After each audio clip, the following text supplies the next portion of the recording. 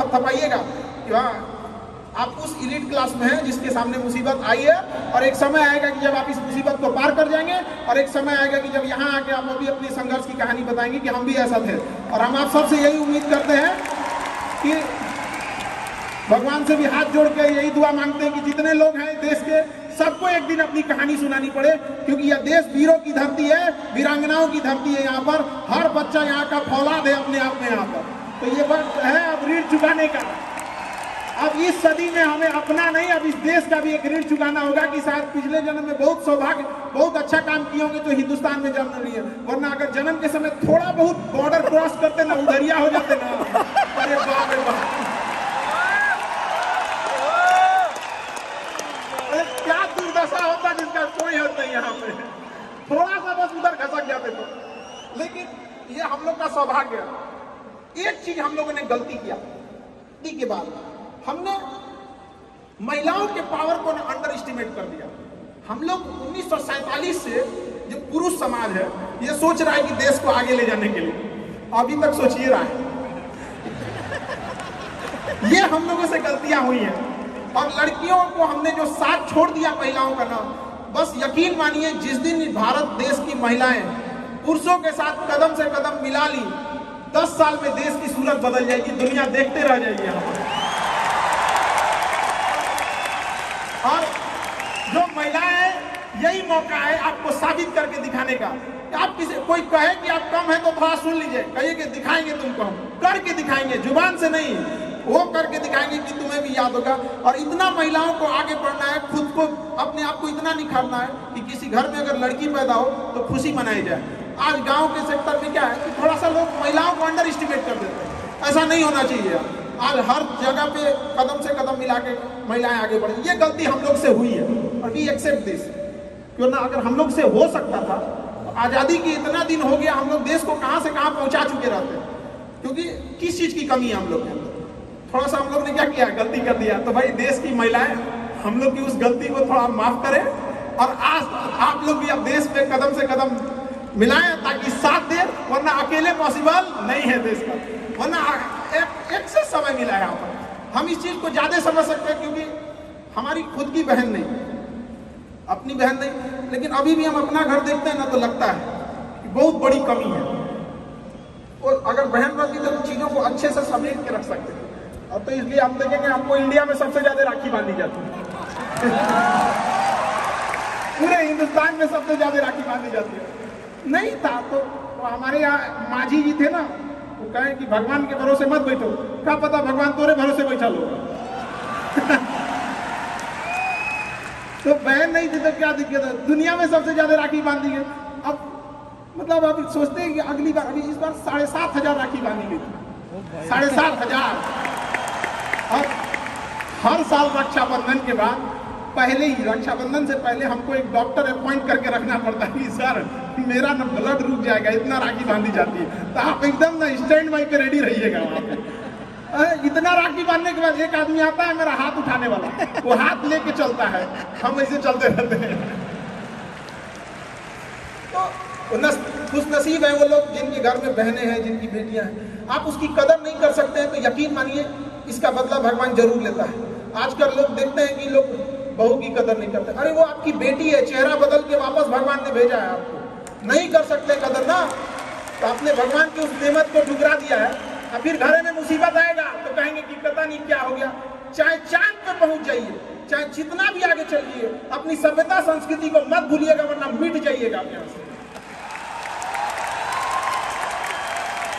यूनान, मिस्र, रोमा सब लुट गए जहां से, लेकिन मगर है बाकी नामो निशा हमारा। कुछ बात है कि हस्ती मिटती नहीं हमारी, सदियों रहा है दुश्मन दौरे जहां हमारा।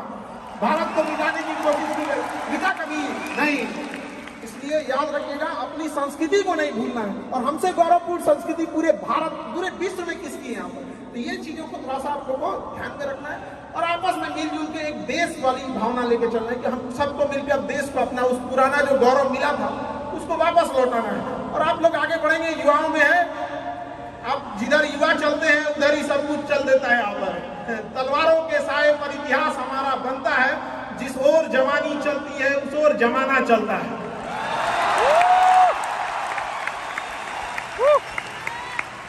युवा लोग हैं, आपको कौन रोक सकता है यहाँ पे? मैं दरिया हूँ, अपना हुनर जानता हूँ, जिधर से भी गुजरूंगा अपना रास्ता बना लूंगा।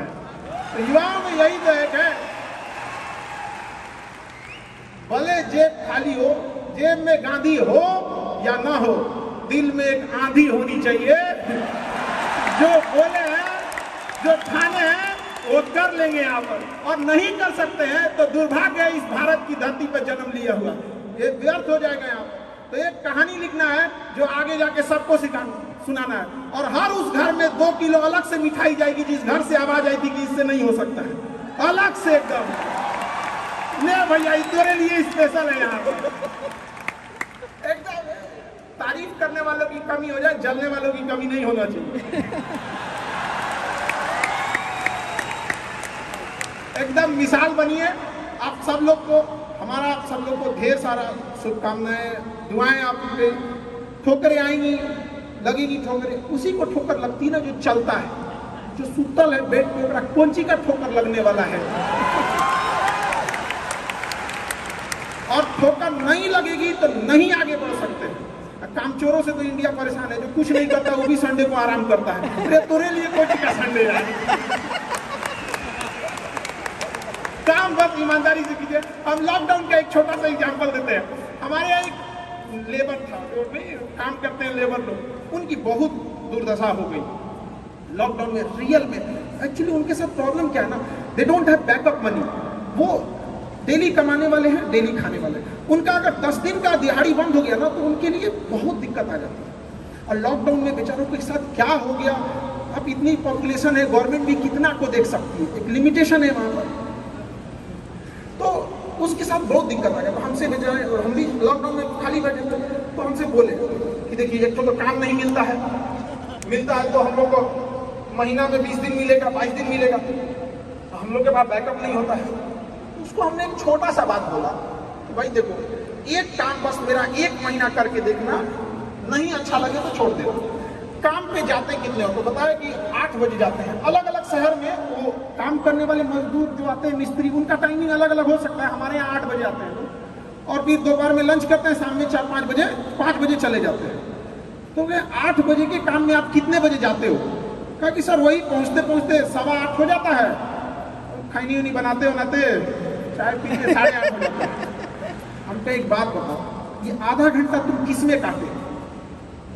कहा कि जहाँ काम करने का है ना उनके में से नहीं, यही इस गड़बड़ है। आप अपनी जिम्मेदारी में से आधा घंटा काट लिए थे, आप वहाँ 15 मिनट पहले पहुँच थे।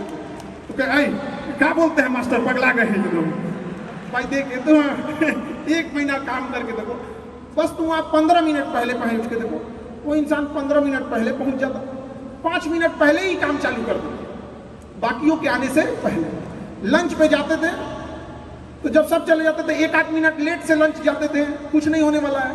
1-8 मिनट लंच खत्म होने से पहले ही चले आते थे, बाकी लंच खत्म हो गया 10 मिनट बाद आ रहा, वो लंच खत्म होने से 1-8 मिनट पहले ही चले आते। जब सारे लोग 5 बजे चले जाते थे तो 5:05 पे जाते। तो हमसे कहें कि खान सर ये आप बता रहे हैं, नहीं बहुत पटांग बात बता रहे हैं आप, तो भैया 1 महीना काम कर लो, हाथ जोड़ लेते। आज के टाइम पे जब 1 महीना काम किया, 10 दिन के अंदर लोगों को हो गया यार कितना ईमानदारी से काम करता है। आज उसको फोन से लोग बोलते हैं कि भाई मिस्त्री खाली हो, फोन से बोलते हैं। और लोग क्या कहते हैं पता है, इसको काम दे देंगे ना तो टेंशन नहीं है, टेंशन नहीं है, काम वही है। आप दुनिया में कुछ भी कीजिए, बस अब क्या कीजिए, ईमानदारी से। और आपके यहाँ जो काम करने आ रहा है ना, प्लीज उसका भी आप लोग, मतलब जो भी आप लोग एंटरप्रेन्योर है तो आपके अंदर में भी लोग काम करेंगे, उसका भी ध्यान रखिएगा एक परिवार की तरह। ये नहीं कि उसका भी रोक रख के सैलरी रख ले 2 महीना 3 महीने का, और उसके बाद कहेंगे कि चौपट काय हो रहा है। ऊपर वाले की लाठी में आवाज नहीं होता, इस चीज को हमेशा याद रखिएगा। देखिए जैसे बड़ी कंपनी, याद रखिएगा, बड़ी कंपनी कस्टमर तक डायरेक्ट नहीं पहुंचती है, बीच में एक डिस्ट्रीब्यूटर रखती है, डायरेक्ट कस्टमर को सामान नहीं बेचती है। अगर किसी बिस्किट कंपनी को तो सोचिएगा बिस्किट डायरेक्ट नहीं देगी, बीच में क्या रखती है, डिस्ट्रीब्यूटर रखती है। उसी तरह ऊपर वाला भी ना सबको हाथ में डायरेक्ट पैसा नहीं देता है, बीच में एक डिस्ट्रीब्यूटर रखता है। हो सकता है आप एंटरप्रेन्योर वही डिस्ट्रीब्यूटर है, आपके माध्यम से गरीबों का चूल्हा जलता है। आप मत मारिएगा, आप प्लीज उन गरीबों का हाथ मत मारिएगा। नहीं तो बड़ी कंपनी को दिख जाता है कि ये डिस्ट्रीब्यूटर डिस्ट्रीब्यूटर ठीक नहीं है तो उस डिस्ट्रीब्यूटर को चेंज कर देता है। अगर गरीबों का हक मारेंगे और ऊपर वाले को नजर पड़ गया कि ये डिस्ट्रीब्यूटर ठीक नहीं है तो साइड कर देगा और फिर कहेंगे कि अब हमारा बिजनेस चौपट हो गया। अरे बापू तुम खुद चौपट किया आपने। बेहतरीन ईमानदारी से उसूल बना के रखिए। अरे सूखी रोटी खाना पड़े, एक ही रोटी खाए, आगे जाके धीरे धीरे सुधार होगा। ईमानदारी से, बेईमानी से नहीं होना चाहिए यहाँ पर, क्योंकि जब भी कोई इंसान आगे बढ़ा है तो ईमानदारी से ही आगे बढ़ा है। लूट कर आप एक दिन खुश रख सकते हैं, 2 दिन खुश रख सकते हैं, चोरी करके कुछ दिन खुश रह सकते हैं, लेकिन जब भी अगर आप अस्थायी और आगे बढ़ना चाहते हैं तो एक ही रास्ता है, ईमानदारी करके। कितना दिन झूठ चलेगा जी आपका? कई दिन। आज के लोग पढ़े लिखे हैं, वो पहले जमाना अलग था कि मदारी दिखा के ढोल बजा के ऐसे कर देंगे तो लोग चलाएंगे। अब नहीं, अब तो डिजिटल इंडिया है। आपसे जानने से पहले वो पता करके आया आप कौन सी हैं। बहुत टफ हो चुका है आजकल यार, समझ आ गया कि नहीं आ गया? अभी हम लोग का जो एजुकेशन सेक्टर है ना, पहले क्या था कि बंद कमरे में क्लास होती थी, डिजिटल वगैरह नहीं होता था, तो आदमी पहले जो कोरोना के पहले का बता रहे हैं, उतना घर से नहीं भी मेहनत, जिसका जो नहीं भी मेहनत करते थे ना वो भी चल जाते थे। अरे चलो ना बता देंगे, अभी तो बोल के देखिए, वो रिकॉर्ड है। आप 2 मिनट में तो जितने ज्यादा बुलंदी पे जाइएगा, इंसान और पतंग जितनी ऊंचाई पे जाता है काटने वालों की संख्या बढ़ जाती है। तो थोड़ा सावधानी से। ये इंडिया में सब चीज सीखने को मिलता है, धीरे धीरे मिलेगा और भगवान से उम्मीद करते हैं ऊपर वाला जल्दी से जल्दी आप लोगों को कामयाब करे और इतने बुलंदी में जाइए कि आप लोग की केस स्टडी हम लोग को कभी पढ़ना पड़े। इतनी आगे जाइए आप लोग को कि एक समय हम लोग भी आपको देख सकें।